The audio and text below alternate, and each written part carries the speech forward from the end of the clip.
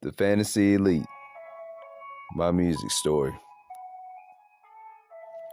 So me and Lo decided to form a group called the Fantasy Elite. And since there was three of us, we spelled it fantasy with the number three, Lite. Number three being an backwards E, Fantasy Elite.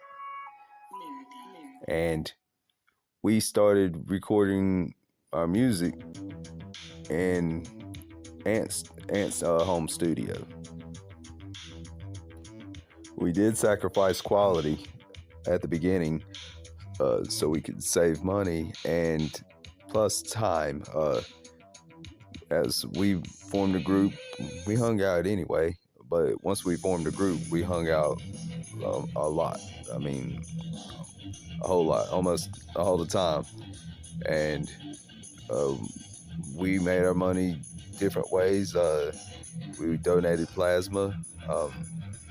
We did odd jobs, different things like that, and got temporary jobs at times, but to invest in items that we needed for the studio and for the music, and had a laptop and started out with a computer mic, just a little small computer mic, and then it advanced to a microphone that you would like a karaoke style microphone, and we used the program Audacity, and we started writing on our album after we started doing shows at Ant's house. First song that we wrote as the Fantasy Elite, as a group, it was called Vociferous, and it wound up being the second song on the album, but the first one that we wrote as a group. And from there we created a Reverb Nation page. We already had our own Reverb Nation pages as solo artists, but once we formed a group, we created a group page, and then we started working on our album and writing towards that. We would all take turns with coming up with the choruses and topics to songs. Sometimes it would be all together. Sometimes it would be one of us would pick a topic, and we would find a beat that we would like, and we would roll with that. But we would all chip in and come up with songs. Although I had been writing for years, I scrapped a lot of my lyrics and pretty much started writing just all fresh. So I was behind when it come to coming up with some songs where they could match up some of their lyrics to where I had to write all fresh from start. So for some songs, I would just tell them to go ahead and write to that, and I would while I would write to something else. And there was two features on the whole album that wasn't in the group, and that was my cousin Jay and our homeboy Kobe Chrome on a song called Yeah Man, and then Watch Me was this other song that was a feature that I wasn't in either song.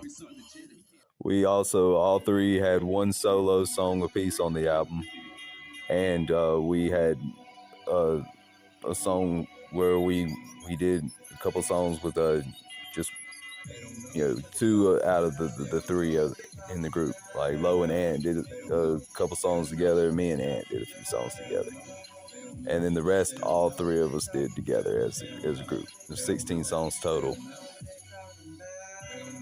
Our boy Kobe Chrome was teaching Ant some things about how to use Audacity a little bit better, and so even though we had just like a karaoke mic and Audacity program, the tips that Kobe gave Ant, and Ant just experience just trial and error, and just kind of playing around with the program, he started learning more and more about how to engineer it better. And so the sound quality was decent. It was decent. It wasn't great, but it was decent.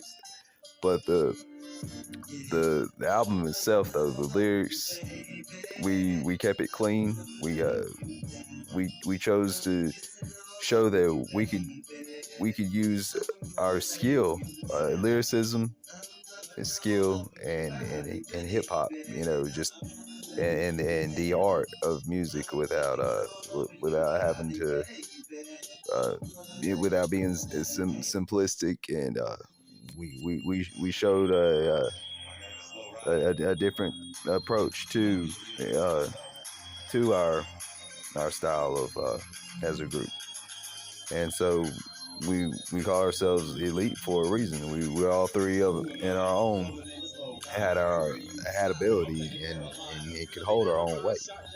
And so coming together when we formed a group, it was a super group.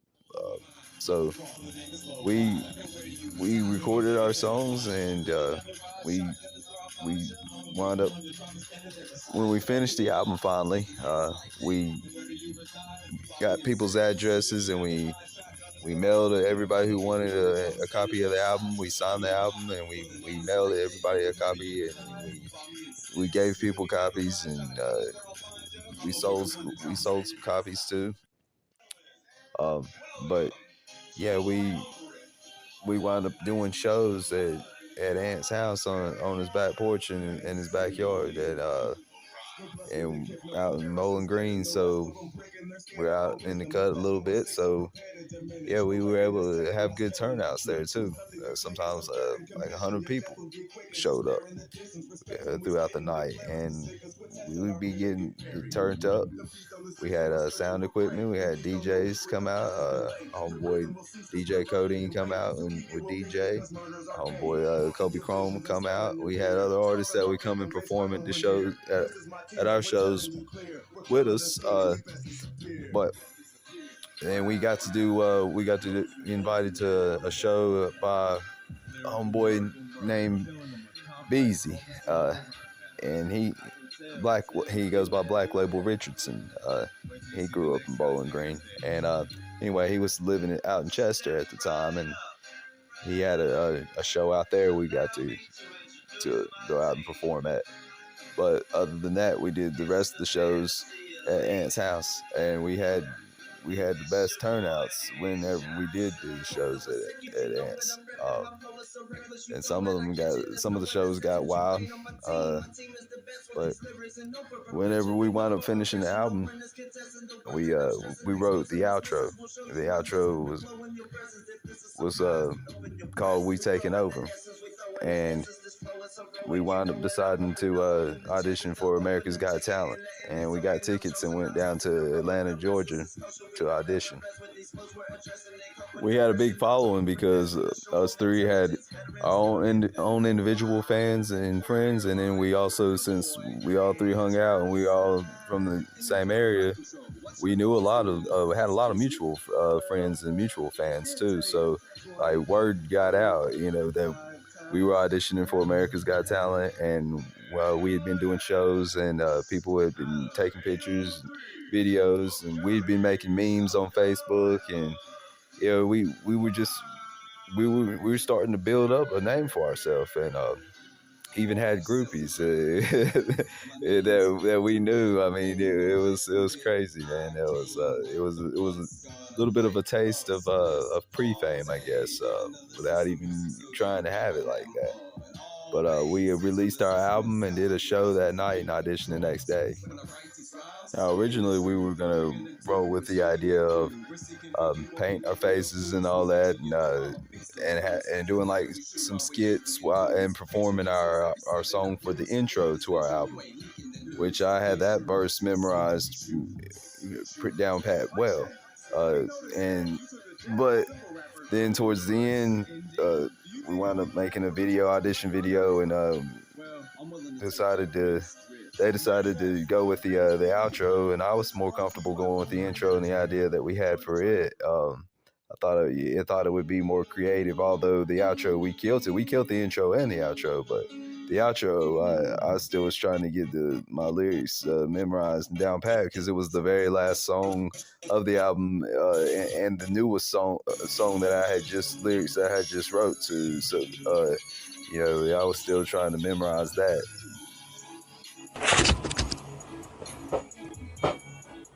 What's up, world? We're making this video to give you the audition song that we did for America's Got Talent. I'm Lorada. And this your boy Ant Johnson. Mike Vick. And this is Fantasy Elite taking over. I'm killing the beat when I get on the beat. I fell on my back, but I'm still on my feet. I'm ripping these tracks and I tear them a piece. I'm spitting them facts when I give them a speech. You say that I'm whack, what the hell do you mean? I'm getting this money by selling my dreams. Ain't taking it from me, quit telling on me. The weather is sunny and dwelling on me. The shining, I'm rhyming and finding my diamonds and grinding and writing the climaxes I have. And I've had all I can take. All I can say is if you lost, better find your way. Who am I to say? But I say it anyways. I've got plenty to say. Just give me the bass and I'll take it away. The place is relating to what I am saying. I'll step into the ring with the heart of a warrior, rapping with my team in the bars of destroying you. Accept us as kings, gonna make a memorial. Wreck the scene, put you in a state of euphoria. Now you're dealing with some lyrical heavyweights. Come and ripping this, since we're here to just devastate. Guerrilla warfare like it was on Planet Ace. Cannot wait till the day that we're there with greats. Hip-hop Hall of Fame, that will be awesome. So we can pave a way for rappers to walk. Some of mouths that are nothing but talking. Shut them up like spades and we're running to Boston. Are you gonna doubt we are thinking of the same thing? Wanna take us out if we're banking and we make green? Gonna come around when you see the way we change things from the underground, now we're taking up a mainstream. I'm a magician, David Blaine. I do tricks with the verbs. A politician every way. I'm so slick with the words. My ambition's to crush the game. I'ma spit at the words. No prisoners. I take no names. You just get hit where it hurts. The evolution of the game. You ain't fit to survive. Cause the music that you make is really fake in disguise. Causing confusion in the brains of the kids with your lies. I'm abusing all you lames and your fictional lies. Every rapper is a killer. Can they prove it with rhymes? If they're clapping for a living, they be doing some time. They just acting like gorillas. Ain't no truth in their rhymes. Or they be trapped up in the system cause they ruin their lives. You're nothing. Green army men fronting. You fake soldiers. A team full of Barbie men stunting the wait's over. Fantasy Elite, we're plotting to take over. Lyrically, we're unique, so drop it, the game's over. Yes, sir. Fantasy Elite right there. Ant Johnson. Mike Vick. Lorada. Thanks for watching. Much love to the fans. And that's what we wound up auditioning with that. But when we got there, I was expecting to go into the room, go into a stage, and it'd be Simon Cowell, Randy Jackson, and and all them that and Paul Abdul. I mean, I expected it to be like that, and Nick Cannon be there, but nah, it wasn't nothing like that for the audition. I mean, we got there, we went audition on Peachtree Street, and we're in this building, and then we did a walkthrough, and we had to fill out some papers and stuff, and they wanted us to like give the most emotional story that we could give and different things, and it was a lot of it. They wanted to be kind of staged. It seemed like it's and then by the time we get to audition, we walk into a room instead of a stage. It's a little bitty classroom, the size of a classroom.